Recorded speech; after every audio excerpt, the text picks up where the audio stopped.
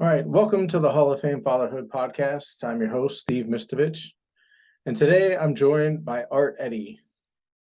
Art is a husband, a father, and the host of the Art of Fatherhood podcast. Jane, thanks for joining me today.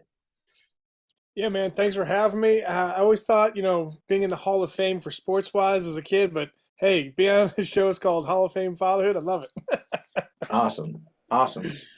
So, tell me, tell me a little bit about your journey. Maybe relationship with your father. What was that like?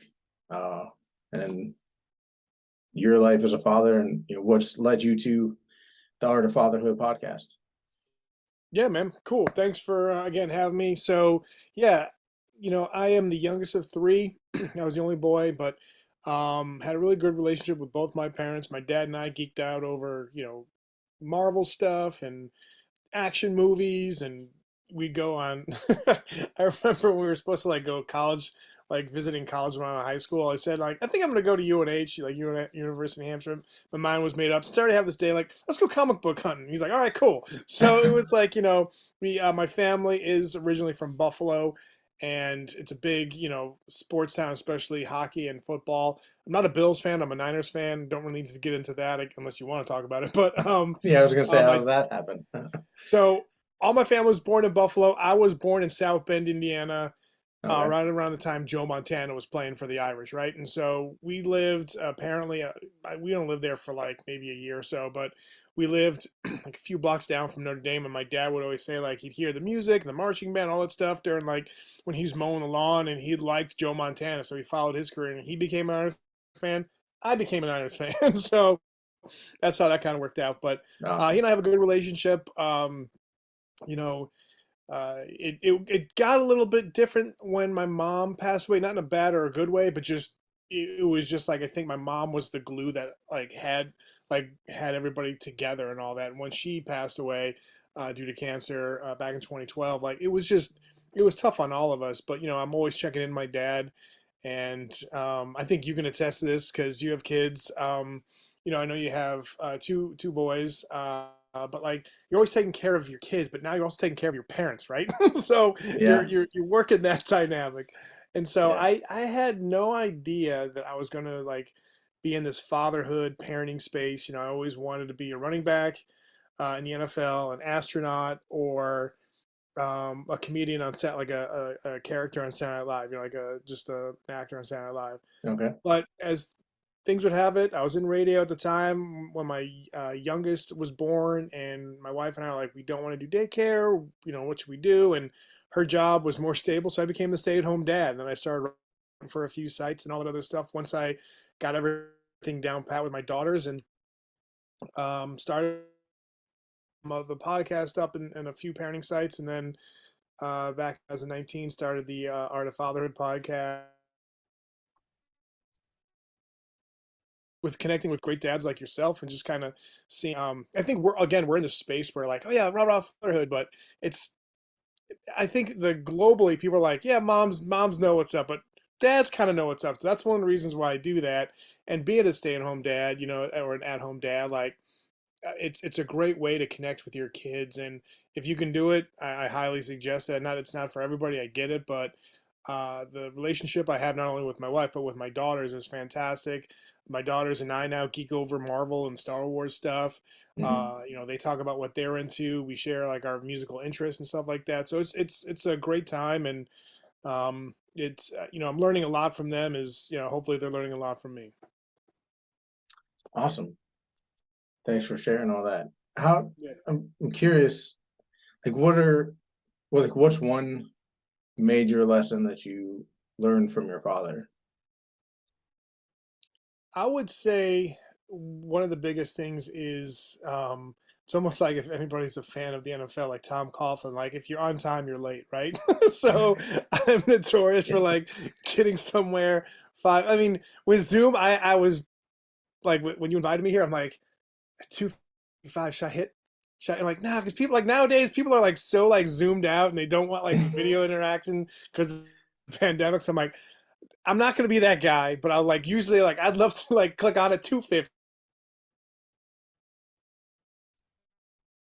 don't like people who are super punctual, but I got the idea of making sure that I'm not wasting anybody else's time. I remember my first job at a grocery store. The first day, I was maybe working at like 4:30. I got there at 4:15, and everyone's like, "You're really excited for this job." I'm like, "Yeah, but also too, I want to make sure that I was here on time." And so Yeah, I always have that mentality, and I got that from my dad. He he sets his, like, especially the clock in the cars like 10 minutes early or 10 minutes ahead, like fast. So it's like, or no, wait, 10 minutes behind. So it's always like, if we're supposed to be there somewhere, it's 4:30, and it's like the clock says 4:30. Are we late? No, we got 10 more minutes to spare. We just want to make sure that we're over, yeah. compensating for the time. So it could be a good thing, could be a bad thing, but yeah, I think being punctual or even being like super punctual is something I got from my dad.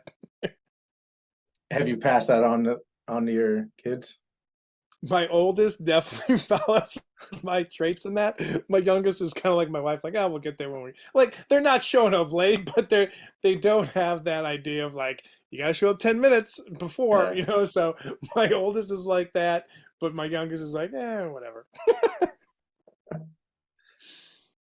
awesome. What um what are, like, being the primary parent, you know, what's the core values that you try to instill in your kids, and how do you handle that dynamic, being the primary caregiver, and intertwining that with your wife and that relationship as well? Yeah. I think for me, especially raising daughters, right? I want to be a good example of what, and whatever path they go down, whatever, how they identify themselves, whatever, I'm fine with. But like, I want to be that role model of a guy that they should, think that guys should be like this. They should be kind. They should be caring. They could, be strong when they need to be, all that good stuff. And listen, I think, for me, I want to make it a point to make sure that I'm not only talking to them, but I'm listening to them and making sure that, I've learned talking to a bunch of dads just like yourself with podcasts. Like one of the biggest things that I kind of took away when my kids were super young was just like, take an interest in what they have. Like, you see all those memes like, oh, my kid's talking about Minecraft again. It's like, great. Like, yeah, we probably annoyed the heck out of our parents too with, like, for Hmm. me, Master Universe or Transformers or whatever. But like, there's going to be that time where if you brush them off, then as they get older, they're going to brush you off, right? So Hmm. you want to show that, hey, I'm interested in whatever you are. I mean, there's a limit. Like, if they're going to be talking an hour about Minecraft, like, hey, I got to make dinner. Like, hey, let's just do something else, right? Right. But I would say, listening, and you do it by listening to them and them listening to you. I would say, the adage of like, treat people how you want to be treated. I know it's cliche, but I think there's cliches for a reason. And Right. so you Yeah. just want to teach empathy and care. You don't want your kids to be walked over on, but like, you want them to be nice people. I always, say, like, I want my daughters to go into the world as positive, good people looking to help others, but also making sure that they're taking care of themselves. So just the the fundamentals that you might read in nursery rhyme books. It's like the same. It's like they're there for a reason, and it's almost Yeah. kind of like a reminder for adults to be like, oh yeah, I'm teaching that to them, and you have to act that way. And then if you see, if you kind of get angry at driving or customer service on a phone call because you're trying to get a claim for your house or whatever the case may be, and you Hmm. might blow up and like they see you, it's like, okay, I got to dial this back a bit, and then you explain why you're frustrated and why you were in the wrong, right? So they're always watching, and you can say do X, Y, and Z, but if you're doing ABC, guess what? They're going to be following you down that ABC path instead of X, Y, Z. So just Right. try and try and listen as much as you talk, care about what they're into, and show that, like, hey, I have an interest in what you have, and you're valuable, and you're a valuable member of this family. So those are some of the values. Awesome. Yeah, you actually kind of touched on, like, two of the articles I read of yours. Um, the importance of apologizing to your kids. Uh, and that's something that, growing up, my father made plenty of mistakes, but he always apologized, tried to explain, like, hey, this is what was going on. Uh, and just so that was modeled for me, and I've followed suit, and just, obviously ideally we want to model better behavior, but we're going to screw up, and I'm sorry is a vital piece of repairing that relationship. So like that stuck with me. And in the article earlier in the year, it says when you mind the gap, you learn about other generations, and kind of a reference to the game. And if you can talk a little bit about that, like, there's plenty of challenges, and sometimes that's the challenge that you hear from a lot of men, like kids these days, and they don't understand them, you know, and it's like, well, yeah, I understand, and I've said it myself, but you know, it takes some work on our part to mind that gap, like you talk about. Yeah, I mean, I wrote that because I was working with a company, a gaming company, and one of their games was called Mind the Gap, where it was kind of like, like almost like Trivial Pursuit, but you had the different generations. You had the Boomers, Millennials, Gen X, Gen Z, and all that. And it was a fun game. My family and I were playing it over at like a Thanksgiving last year, and my father-in-law was playing, and they were talking about music, and like my daughter showed them songs of Taylor Swift, and she's like, "Oh, that kind of reminds me of so and so, this artist," and he was talking about I think like Fleetwood Mac or something, and it was just like, the lead singer kind of reminds me of Taylor Swift. So it's kind of like, my oldest would be like, okay, boomer, because it was obviously all those memes with you know uh, or Baby Yoda, and Mhm. okay, boomer was even before that whole meme with the Mandalorian and Grogu, but like she'd say boomer, and I'm like, I'm not a boomer, like Pop and Bebop's generation, those are boomers, right? We're not. She's okay, boom, my guy. I'm not winning that one. But we're always going to have, like, you have to bring your mindset back to when they at their age, right? What were you thinking? What were you doing? What were you rebelling against? What were you trying to find your own independence in, right? Mhm. And so when you when you break it down and see where they're coming from, of course there's going to be things, because we have more life experience. We realize it's like, okay, that one person who made fun of me in 7th grade, who gives a crap? Because what, I've never seen them again. I know Facebook's a little bit different, but these people are not really going to define you unless you let them define you, right? You can Mhm. say that to kids. It's like, great, yeah. It's like, the more you know, the star goes over your head, and like, hey, you get Yeah. a gold star for enacting that today at school. But it's still going to weigh on them. So just because you think things will pass, it's not going to pass for them right away. So you have to go to their level, and they have to sometimes go to your level, and you have to explain why you're doing things. And sometimes it'll be like get an eye roll, or just be like, okay, whatever, dad. But there are certain times you have that one-on-one conversation, or like, why are you feeling this way? How can I help? And this is how I used to handle things when I was your age. It's probably a little bit different now with your generation. Every generation is different, but this is how I handled it. And looking back, I worried too much on it. So just all of those things that you can kind of put that care into your words in these conversations where, yeah, you're, guess what, you're not going to like their music. I'm a big Biggie and Pac fan, and like Jay-Z and all that other stuff. Kid growing up Mhm. in the 90s, it's like you love that music. Now it's like, I don't even know what these rappers are saying. It's like, okay, like that's like old man yelling at a cloud, and I get that. So there's certain things you're not going to like and not going to enjoy. Move on from that. Like my oldest, she plays songs on repeat over and over again. Even my youngest is like, the song again. I'm like, I know, but like I used to like, I'm gonna date myself, but I had a cassette single, right? So I hit rewind and play it again and play it again, and everyone's like, Yeah. stop playing, like you can't touch this. We get it. You like MC Hammer, leave it alone, right? So there's going to be those things where you realize it's like, and they're gonna act because part of their, DNA is you, right? And so there's Mhm. nature and nurture, and there's gonna be things that you've done that probably annoyed your parents that they're gonna know you with. Right. Yeah. I mean it a lot of parents, I think, tend to make uh I'm overgeneralizing, but like make those mountains out of a molehill, so to speak, with Yeah, those small little things. And it's like that's also an opportunity for connection. If you can yeah, get past yourself to, get down on their level, so to speak, uh, and try to gain some understanding, it's not only does your relationship grow, but you also grow as well. No doubt. Um, so how you've talked to plenty of fathers, and with your own experience, like, what would you say is the biggest challenge that fathers face in nowadays?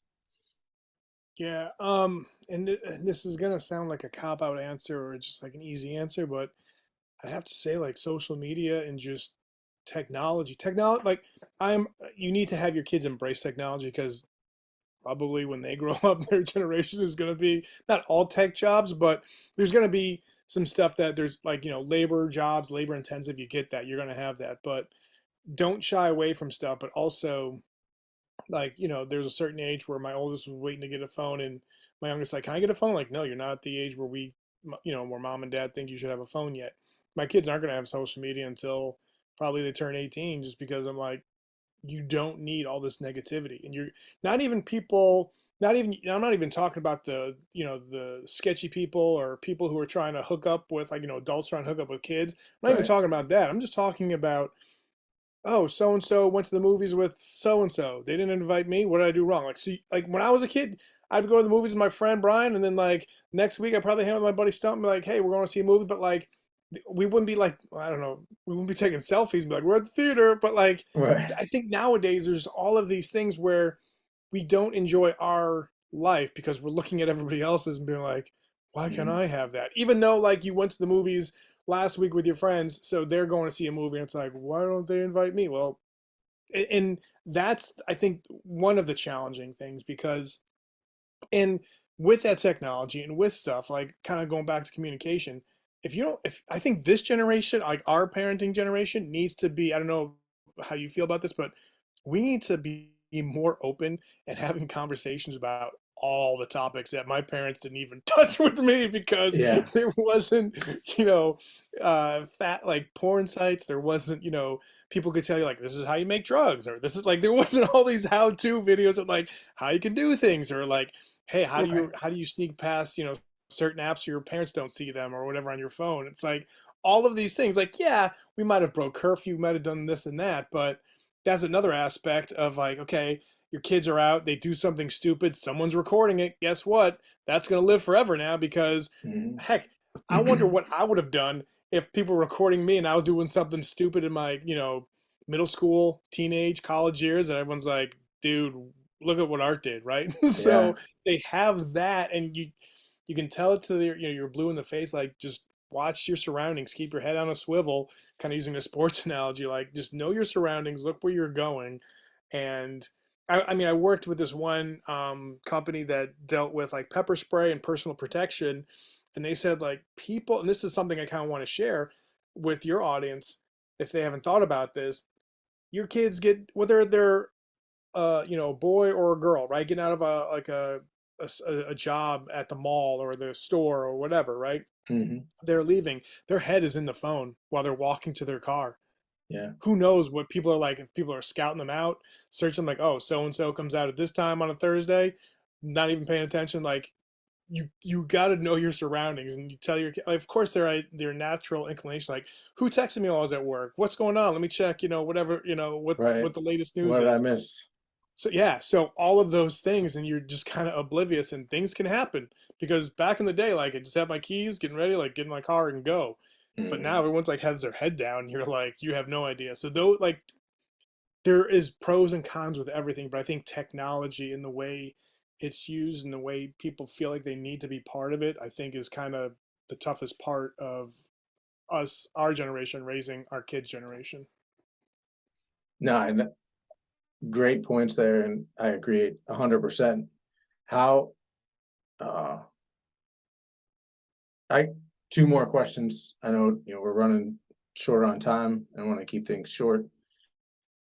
What does that conversation look like with you and your wife and your kids? Like, 'cause I'm sure they're like, Dad, come on, give me the phone. Come on, Joe has it. Or, you know, how I how do just, you navigate that? yeah, like, and we're at a pool one time, like during the summer, and I saw a kid that had to be, I don't know, a fourth grader.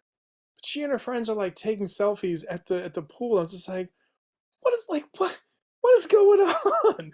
And so I'm like, that kid wasn't really enjoying the moment. And I'll even flip it on parents. We go to certain events where they're singing, they're performing. Guess what? You see all like it's like you're at a concert where everyone's shining their lights like at the end of the encore. Yeah, No, they're videotaping their kids, which half the time they're not going to watch those videos again. You're not enjoying the moment. I'm guilty of that. So yeah, just as like everybody is, so if you not just talk down to the kids but saying, hey, parents do it all the time. Mom and I, we work from home, but we still are connected with our phones, with jobs. You can check our email, so we're like that all the time. So if you just don't say like this is what you're doing wrong, it's like, well, parents do the exact same thing. yeah, And so we say if we don't take all the videos when you're at your recital or at a sporting event, it's not because we don't care, it's because we want to enjoy the moment. We might take a few pictures of the event and maybe one video, but if you're just sitting there watching the video, watching your phone while you're videoing, what like are you even engaging in that? You're just making right. sure like, am I in focus? Am I, am I getting all the right angles? So that's the conversations where like, yeah, someone has a phone. I'm like, great, that's awesome. Like, I don't say like going with them, but it's just like that's how they do it in their house, and we do it differently. And when you have, and they're like, okay, when we have kids, we can do whatever we want. I'm like, yeah, you can do that, but we're doing it not because we don't trust you; it's because we don't trust other people. And Mhm. I'm not just throwing that as a line. I'm like, that is the reason why we're doing it. And so there are times where they'll come back and ask us or about this or that, but we're just like, I know we had this conversation before. It's not changing. Yeah, yeah. No, that's good. Um, yeah, I first just want to again thank you for joining me today and enjoyed the conversation. Uh, typically, I end the podcast with one question and just kind of get your definition. Like, how would you define a Hall of Fame father? Oof. You know, we always look for, especially, again, going back, I think you and I are both into sports, right? Obviously, with the Mm, Hall of Fame father notion on your podcast. So we always look at the people that are the best, right? That rise to the occasion and all that. But that's one part of their life, right? That they've trained for that. Back in the day, we weren't training to be kids. Maybe we were. There were certain things we were doing if you're babysitting or changing, your cousin's diaper here and there. But like fatherhood wasn't on our mind 24/7, right? no, So we weren't like outside running wind sprints thinking like how we could be a better dad, right? right, right. When we were young. But I would say the Hall of Fame father is someone that isn't perfect, that does make mistakes, that talks to their kids about the mistakes they made, but shows them and tells them that they're doing the best that they possibly can to be a good father and giving them love, being understanding, trying, and it's so hard because sometimes I have to work on my patience, but trying to work on your patience. I wouldn't say be patient, but trying to be more patient because everyone will lose their patience here and there. But I think a Hall of Fame father is someone who can expose their own flaws to their kids to show that no one's perfect. Say you're sorry. Show them how much you love them through your actions and through your dialogue with them, and support them in ways. Every child is different, and support them in the way that you think that they need it, and talk to them about how you can help them out. Not just about things in life, but like, besides changing a tire, a flat tire, or, teaching them how to ride a bike or teaching them to drive or balancing a checkbook, even if anybody uses checkbooks anymore. I don't know. But like, I think it's someone that is trying to go above and beyond and making sure that they are doing the best they can to make sure that their kids are successful and a happy person. Wonderful. I think that's a good place to stop, a good definition there. And again, Thank thank you. you for joining me today. Thank you. Keep up the great work, man. We need more podcasts like yours. Thanks. You too. You too. Thanks. All right, Art. Talk to you later.